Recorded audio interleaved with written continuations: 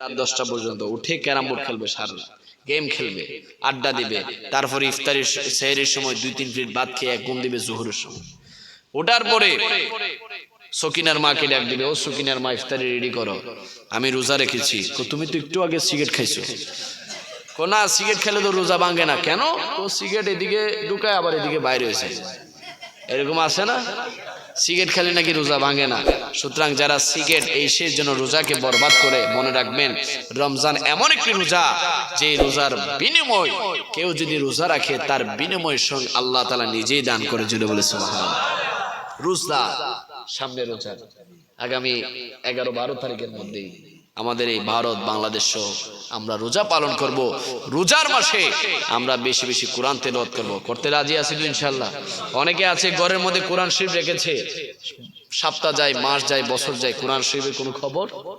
কোরআন শরীফের উপর দেখা যাচ্ছে বালি জমে গিয়েছে, ময়লা জমে গিয়েছে, আবর্জনা জমে গিয়েছে। যে ঘরের মধ্যে কোরআন শরীফকে অবহেলা করা হয়, ওই ঘরের মধ্যে আল্লাহ তাআলা রহমতের ফেরেশতা আসে না। আপনি পড়তে পারছেন না, কোনো সমস্যা নাই। এক সপ্তাহ পর পর, 1 মাস পর পর কোরআন শরীফটা আপনি পবিত্র কাপড় দিয়ে মুছে বুকের মধ্যে নিয়ে একটা ছোঁয়া দেন, তারপরে হেফাজত করে রাখেন। যদি কোরআন পড়তেও না পারেন, আপনি কোরআন তেলাওয়াত মোবাইলের মধ্যে হোক, হাফেজ সাহেবের মাধ্যমে হোক, চালু করে আপনি কান দিয়ে শুনেন। আমার নবী বলে যে কোরআন পড়বে তার আমল নামার মধ্যে আল্লাহ সওয়াব দান করবে, যে ব্যক্তি শুনবে সেই ব্যক্তির আমল নামার মধ্যে সওয়াব দান করবে। জোরে বলে সুবহানাল্লাহ। কোরআন তেলাওয়াত পড়ার দরকার আছে না নাই? আরেকটা পরীক্ষা করি যে হুজুর, একটা যুবক, বেশি না, একটা যুবক যে হুজুর আমি আগামীকাল থেকে রমজানের শেষ দিন পর্যন্ত দৈনিক 1 পৃষ্ঠা, 1 পারা না, 1 পৃষ্ঠা করে আমি কোরআন তেলাওয়াত করব। একটা যুবক সাহস থাকলে দাঁড়াও। হায় হায় মাশাআল্লাহ, মাশাআল্লাহ, সবাই মারহাবা। আমার যুবক ভাই কি পড়বে? কোরআন তেলাওয়াত করবে। আমি কিন্তু কালেকশন করছি না। আমি কি চাচ্ছি? কোরআন তেলাওয়াত চাচ্ছি, নামাজ চাচ্ছি, সমাজের পরিবর্তন চাচ্ছি, যুবকদের পরিবর্তন চাচ্ছি। দরকার আছে না নাই?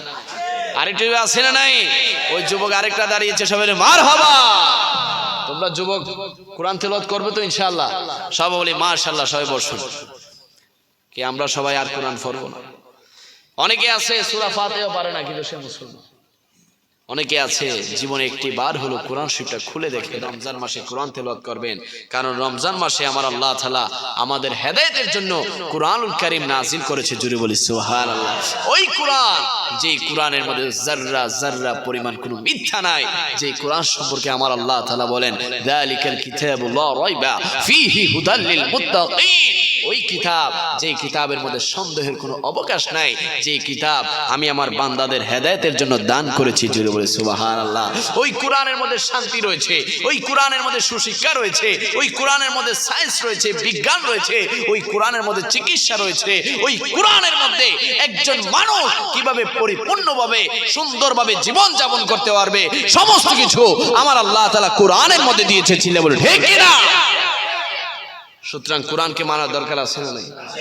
কোরআনকে মহব্বত করবেন, কোরআনকে সবসময় বুকের মধ্যে রাখবেন, কপালে রাখবেন, চুমো দিবেন, কোরআনকে পরিষ্কার করবেন, কোরআনকে সুন্দর গিলাফ ছিলেন তো, কাপড় দিয়ে মুড়িয়ে রাখবেন, মাঝে মাঝে খুলে পড়বেন, ভাইকে পড়াবেন, বিভিন্ন মানুষকে কোরআন পড়াতে উৎসাহিত করবেন। সম্ভব হলে মাঝে মাঝে টাকা দিয়ে মসজিদে একটা কোরআন শরীফ কিনে দিবেন, এবং যারা হেফজুখানা আছে, এতিমখানা আছে, ওইখানে কোরআন শরীফ কিনে দিবেন। যত কোরআনের খেদমত করবেন আল্লাহ তাআলা আপনাকে তত রিজিক বাড়িয়ে দিবে। জুড়ে বলি সুবহানাল্লাহ। আমার আল্লাহ বলে বান্দা তুই আমি আল্লাহ তাআলাকে যত ডাকবি, আমি আল্লাহ তাআলা তোর পজিশন মর্যাদা তত বাড়িয়ে দিব। তুই দুনিয়ার মানুষের পিছে পিছে ঘুরবি, ওই মানুষ তোকে পাত্তা দিবে না, ওই মানুষ তোকে এক সময় দিবে, আরেক সময় দিবে না, ওই মানুষ তোকে পরিপূর্ণ চাহিদা মিটাতে পারবে না। ও বান্দা, তুই যার কাছে পাবি না তার পিছনে পিছনে তুই ঘুরছিস, আর আমি আল্লাহ তাআলা তোকে দেওয়ার জন্য তোর জন্য অপেক্ষায় করছি, কিন্তু তুই আমি আল্লাহ তাআলাকে ডাক দিচ্ছিস না। ও বান্দা, আমি তো বলে দিয়েছি ফাজকুরুনি আযকুরুকুম ওয়াশকুরুলি ওয়ালা তাকফুরুন। বান্দা তুই আমি আল্লাহ তাআলাকে যত ডাকবি আমি আল্লাহ তাআলা তোকে তত দান করব। জুড়ে বলি সুবহানাল্লাহ। ও বান্দা তুই আমি আল্লাহ তাআলাকে একবার বলি আল্লাহ, একবার যদি ডাকস আল্লাহ, আমি আল্লাহ তাআলা তোর দিকে 10 বার আমি রহমতের নজরে থাকাই। জুড়ে বলি সুবহানাল্লাহ।